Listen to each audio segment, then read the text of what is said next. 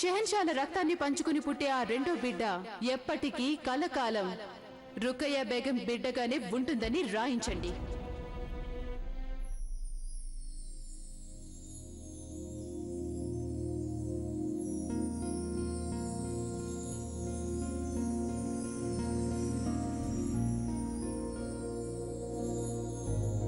తలనొప్పిగా ఉందా షాహిన్షా? రండి, నేను తలపడతాను, మీకు కాస్త విశ్రాంతి లభిస్తుంది.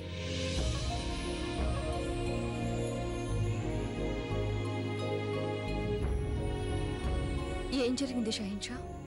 మీరెందుకు అంతగా బాధపడుతున్నారు? మా ఆందోళనకి కారణం ఏమిటంటే జోధ బేగం,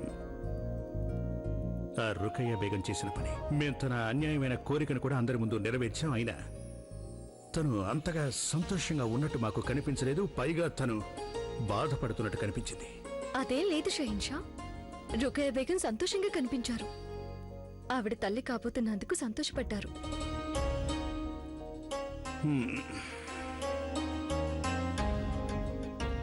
మీరు నిజం అర్థం చేసుకోలేకపోతున్నారా, లేక కావాలని అర్థం కానట్టు మాట్లాడుతున్నారా?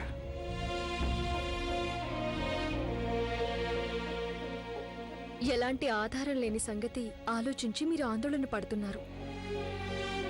షహిన్షా అంతా సవ్యంగానే ఉంది, మీరే అకారణంగా ఆందోళన పడుతున్నారు. జోధ బేగం, మా ఆందోళనకు కారణం ఏమిటంటే మీ రెండో బిడ్డను రుకయ్య బేగంకి ఇచ్చాక కూడా తన కోరికను నెరవేర్చడానికి సిద్ధపడ్డారనే ఆందోళన. కానీ అంత చేసినప్పటికీ ఆవిడ మరో షరతును కూడా జోడించి మరీ సభలో ప్రస్తావించినందుకు. నా ఉద్దేశంలో మీరు అవసరానికి మించి ఆలోచిస్తున్నట్టుగా అనిపిస్తుంది. అయినా ఆవిడ అలా కోరినంత మాత్రాన దానివల్ల నష్టమేంటి? ఏ తల్లైనా తన బిడ్డ భవిష్యత్తు కోసం అలాగే అనుకుంటుంది. అవును కదా, మరి అది మీకు తప్పుగా ఎందుకు అనిపించలేదు? ఒక తల్లిగా మీరు మీ రెండవ బిడ్డని రుకయ్య బేగంకి ఇవ్వడానికి ఎందుకు సిద్ధపడ్డారు?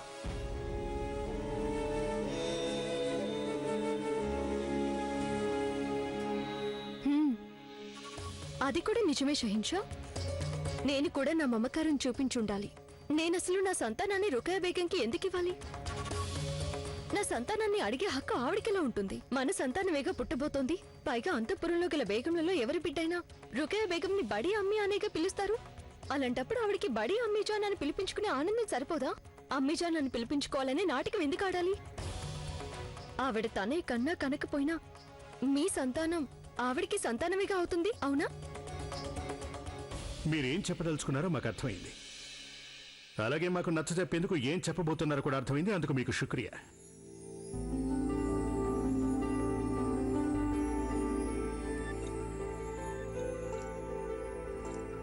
షహిన్షా, మీకు అర్థమైపోయింది అని అంటే ఇక ఇంత వివాదం దేనికి?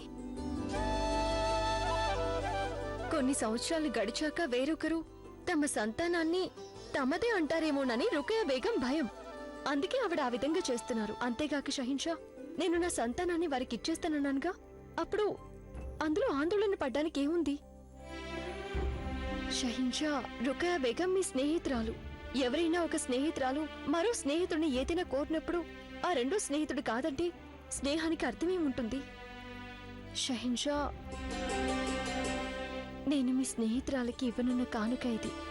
ఆ స్నేహితురాలకి అన్నిటికంటే ముఖ్యమైనది ఒక బిడ్డ. నాకు నమ్మకం ఏంటంటే రుకయ్య బేగం తప్పకుండా ఒక మంచి తల్లి కాగలదని. తన బిడ్డ ఆలన పాలన కోసం ఆవిడ తన ప్రాణాలు సైతం ఇచ్చేసే తల్లి.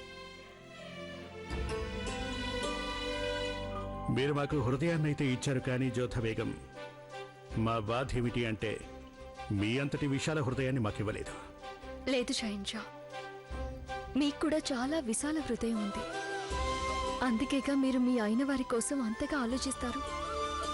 పైగా నాకు మరొకటి కూడా తెలుసు. మీరు బయటికి రుకయ్య బేగం మీద కోపాన్ని చూపించుండొచ్చు, కానీ లోపల మీరు ఆవిడ గురించి ఎంతగానో ఆలోచిస్తారు కదా. ప్రస్తుతం మమ్మల్ని మన్నించండి జోధ బేగం, మేము మిమ్మల్ని తర్వాత వచ్చి కలుస్తాం. ముందుగా మాకు చిన్న పని ఉంది, చాలా ముఖ్యమైన పని.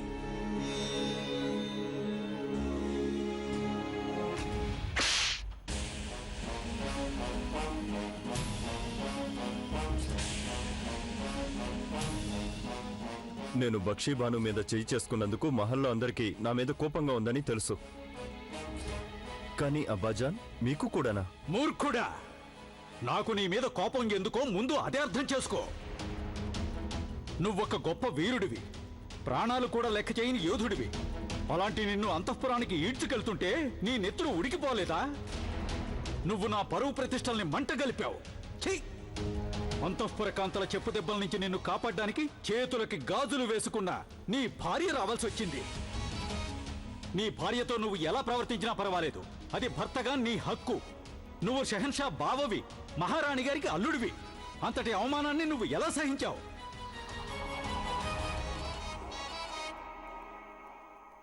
లేదు అబ్బాజాన్,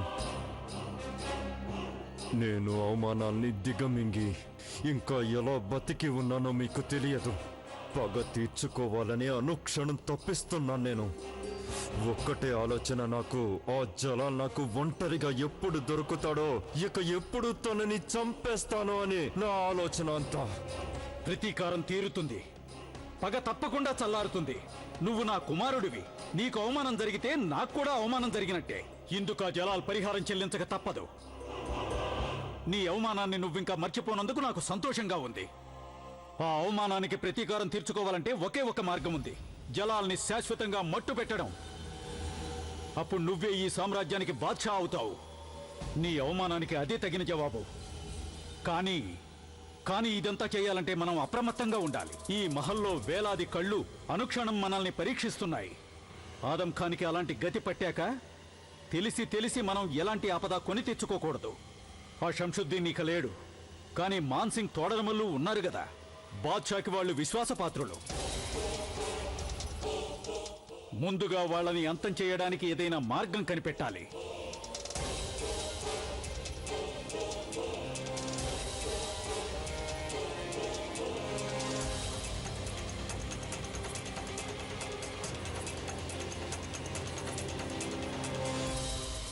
మొఘలాయి సామ్రాజ్యపు షెహన్షా జలాలుద్దీన్ రుకయ్యా బేగంకి జారీ చేస్తున్న ఫర్మానా ప్రకారం వారి తరానికి చెందిన రెండవ బిడ్డ షెహన్షా జోధా బేగంలా రక్తం పంచుకుని పుట్టే బిడ్డ సంతోషంగా రుకయ్యా బేగంకి ఇవ్వబడుతుంది. అలా ఇచ్చే బిడ్డ మీద చట్టపరమైన సర్వహక్కులు కేవలం రుకయ్యా బేగంకి మాత్రమే ఉంటాయి. వేరే ఏ ఒక్కరూ ఎన్నడూ ఆ బిడ్డ మీద ఎలాంటి హక్కు చూపించకూడదు. చివరికి జోధా బేగం షెహన్షాలకు కూడా ఇది వర్తిస్తుంది. సంతకమేమో షెహన్షా జలాలుద్దీన్ మహమ్మద్ అక్బర్ది. ఇక దీని మీద ముద్ర రాజముద్ర. చాలా బాగుంది బేగం సాహిబా, గొప్ప పని చేశారు.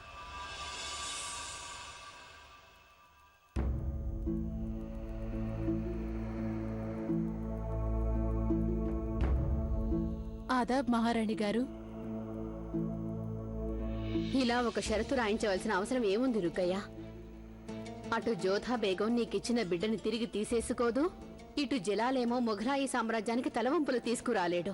అది నాకు తెలుసు అత్తగారు, కాని కాలాన్ని, మానసిక ఉద్వేగాన్ని పూర్తిగా నమ్ముకోలేం. అవి ఎప్పుడైనా మారిపోవచ్చు.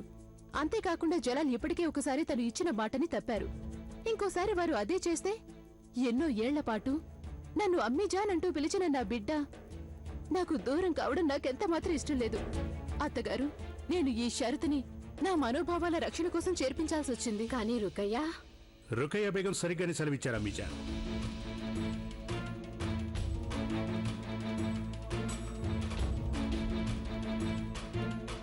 ఇది దేనికి? రాజశాసనం.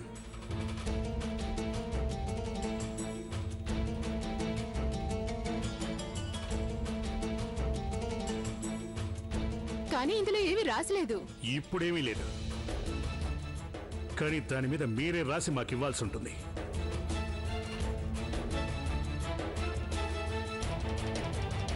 అంటే నాకేం అర్థం కావడం లేదు జలాల్. మీరేం చెప్పదలిచారు? ఏ ఒప్పందమైనా హామీ అయినా ఏకపక్షంగా ఉండకూడదు రుకయ్యా. ఇప్పుడేగా మీరన్నారు, బాద్షా తన మాట ఒక్కసారి తప్పినా ఇంకోసారి కూడా తప్పే అవకాశం ఉంది అన్నారు. మేము మా మాట మీదే నిలబడ్డాం.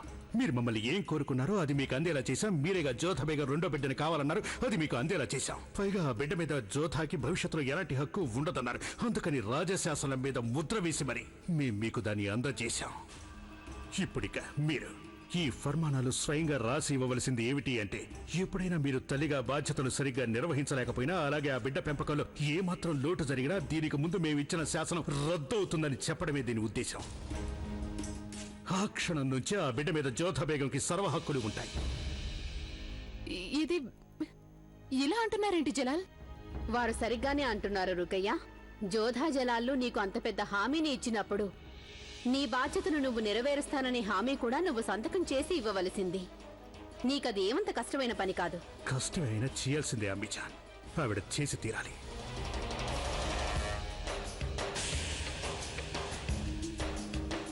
ఇంకా దేనికోసం ఎదురు చూస్తున్నారు కయ్య? రాయండి.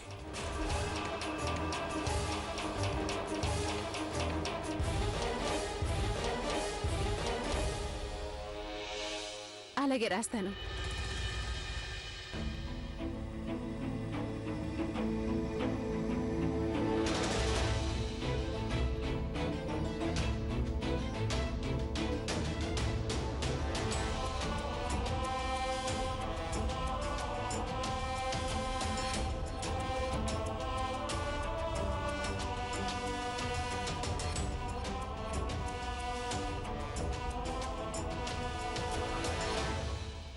ఇక రాసింది అందరికీ గట్టిగా చదివి వినిపించండి.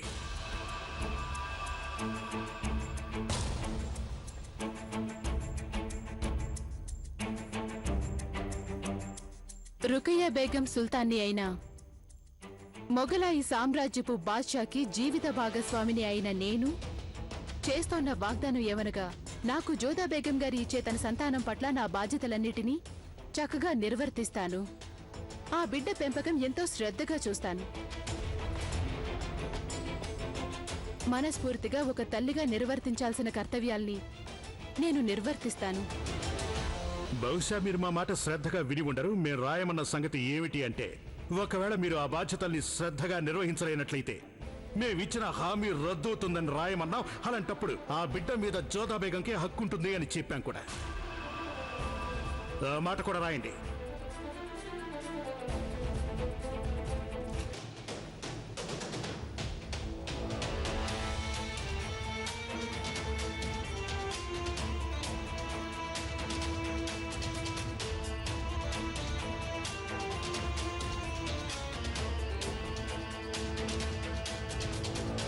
మళ్ళీ చదివి వినిపించండి. ఒకవేళ నేను నా బాధ్యతా నిర్వహణలో విఫలమైనట్లయితే నాకు ఇవ్వబడిన హామీ రద్దయినట్లు భావించబడుతుంది. అప్పుడు ఆ బిడ్డని జోధా బేగంకి తిరిగి ఇచ్చేయడం జరుగుతుంది. రుకయ్య బేగం సుల్తానా.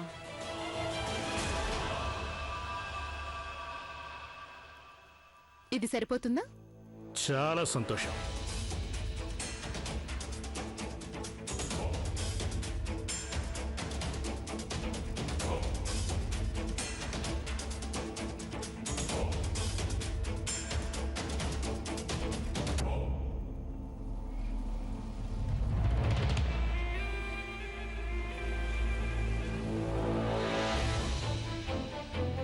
నువ్విప్పుడు రాసిన హామీ నీకు సదా జ్ఞాపకం ఉంటుందని నేను ఆశిస్తున్నాను రుకయ్య. తప్పకుండా అత్తగారు.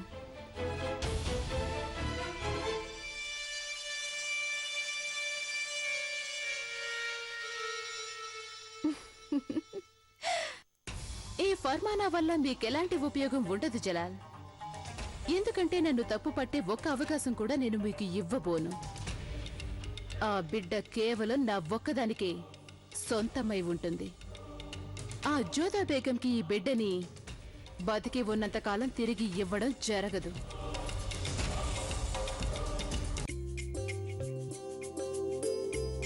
ఎన్ని దుస్తులున్నాయో నాకు ఎలా సర్దుకోవాలో అర్థం కావడం లేదు. మీరివన్నీ అలా వదిలేయండి. వీటి సంగతి చూసుకోవడానికి మేమిద్దరం ఉన్నాంగా. అవును జోధా బేగం, ఈ పనంతా మేం చూసుకుంటాం. ప్రస్తుతానికి మీరు విశ్రాంతి తీసుకోండి. ఎందుకు విశ్రాంతి తీసుకోవాలి? నేను ఆరోగ్యంగానే ఉన్నానుగా. నిజమే, ఆరోగ్యాన్ని కాపాడుకోవడానికే విశ్రాంతి, అదే ముఖ్యం. జోధా బేగం, అరే రుకయ్య బేగం రండి. ఇవన్నీ మళ్ళీ అలాగే పెట్టేయండి. మీరు ప్రస్తుతం చేస్తున్న పనులు వెంటనే ఆపేయండి. అసలేం జరిగింది రుకయ్య బేగం? రండి, నాతో పాటు రండి. కూర్చోండి. ఏం జరగలేదు కానీ జరగబోతోంది. మీరు తల్లి కాబోతున్నారు. మీ సంతానంలో ఒకరిని నాకిస్తానని మాట ఇవ్వడంతో మీరు నాకు ఎంతో ఉపకారం చేశారు. అందుకు ఆనందంతో పాటుగా నా మీద ఒక పెద్ద బాధ్యత కూడా వచ్చి పడింది. అంటే నాకు అర్థం కాలేదు. అంటే ప్రస్తుతం మీ గర్భంలో కేవలం మీ బిడ్డ మాత్రమే కాదు, నా బిడ్డ కూడా పెరుగుతున్నది. అందువల్ల మీ పూర్తి బాధ్యత నేనే వహించవలసి ఉంది. హుషియార్, నేటి నుంచి నువ్వు జోదా బేగం గారికి సేవలు చేయాలి. మరి హోషియార్ మీ కదా సేవలు చేసేది, తను ఇక్కడికి వచ్చేస్తే మీరు ఇబ్బంది పడాల్సి వస్తుంది కదా? లేదు జోదా బేగం, నాకు సేవ చేయడానికి ఇంకా చాలా మంది దాసీలున్నారు. ఆ దాసీలందరిలో హోషియార్ అత్యంత సమర్థుడు. అందుకని నేటి నుంచి తను మీకు సేవ చేస్తాడు. అప్పుడు మీకు ఎలాంటి ఇబ్బంది కలగబోదు. సరే. జోదా బేగం, ఇంకో మాట, నేటి నుంచి మీరు ఏ పని చేయకూడదు, తెలిసిందా? మోతీబాయ్, ఇకపై జోదా బేగం ఏం తిన్నా ఏం తాగినా అవి ముందుగా నేను పరీక్షిస్తాను. ఆ తర్వాతే ఈవిడికివ్వాలి. మహామంగ అంతటి శాపం పెట్టింది. అలాంటప్పుడు నేను ఎలాంటి ఆపద కోరి తెచ్చుకోలేను. జోధా బేగం గర్భంలో మీ సంతానం పెరుగుతోందిగా, అందుకు నేను శపిస్తున్నాను. ఆ సంతానం శవాలని స్వయంగా మీ చేతులతో పట్టుకొని మీ కళ్ళారా చూస్తూ కుమిలి కుమిలి ఏడుస్తారు. మీరు కూడా నేను విలిపిస్తున్నట్టుగానే విలిపిస్తారు. పోన్లండి జోదా బేగం, నేను వైద్యురాలి వద్దకు వెళ్తాను. మీరు ఏం తినాలో ఏం తినకూడదో అన్ని కూడా వివరంగా తెలుసుకుంటాను నేను. ఇక వెళ్తాను. సరే. మీరు విశ్రాంతి తీసుకోండి. ఖుదాఫిజ్.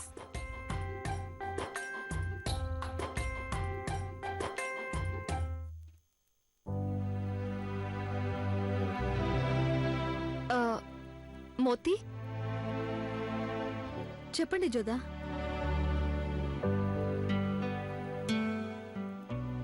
మోతీ, నేను మహామంగ సంగతే మర్చిపోయాను. నువ్వు వైద్యురాలి గారిని ఆవిడని చూడమని పంపించు. ప్రస్తుతం ఆవిడికి వైద్యం అవసరం. కానీ జోదా, షెహన్షాకి ఇవన్నీ ఎంత మాత్రం నచ్చవు. అది నాకు తెలుసు.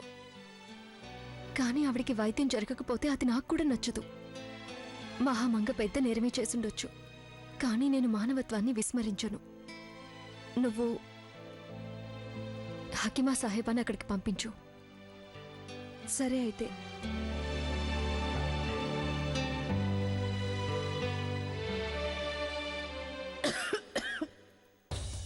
అలా అనకు ఆదాం. మన వల్ల నేరం జరిగిందని నేను ఒప్పుకుంటున్నాను. నేను చెప్పాను కదా నీకు, నేనంటే కాబూల్కి వెళ్తే అది నీతో కలిసే వెళ్తానన్నాను. అప్పుడు వెళ్ళలేకపోయాం, కానీ ఇప్పుడు వెళ్ళాల్సిందే. అక్కడ చాలా చలిగా ఉంటుంది. మరి నా దాసీది లేదు, అది కంబళ్ళవి సిద్ధం చేస్తోంది, పెట్టెలో పెడుతోంది.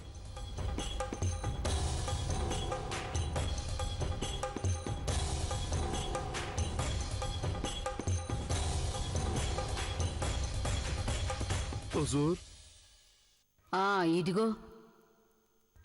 ఇదే నేను చెప్పింది. చూడండి, మిమ్మల్ని కలవడానికి ఎవరొచ్చారో. నేను ఆదాంతో చర్చల్లో ఉన్నాను. నేనిప్పుడెవరిని చూడను. వెళ్ళండి మీ ఇద్దరు. మహం హుజూర్, నేనెవరో గుర్తుపట్టారా?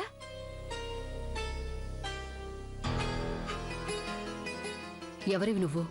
నువ్వెవరైతే నాకేంటి? నీకు ఎంత ధైర్యం లేకపోతే సలాం కూడా చెప్పకుండా నా ముందే నిలబడ్డావు, బుద్ధి లేనిదానా? నేనెవరో తెలీదా? మొగలాయి సామ్రాజ్యపు మహామంత్రినైన మహామంగని. సలాం చేయముందు దయచేసి నా తప్పు మన్నించండి. ఆదాబ్. తమరెలా ఉన్నారో చూడ్డానికే నేనిక్కడికి వచ్చాను. నాకేమైంది? జోదా బేగం గారే నన్ను ఇక్కడికి పంపించారు. మీ ఆరోగ్యం పరీక్షించమని చెప్పారు.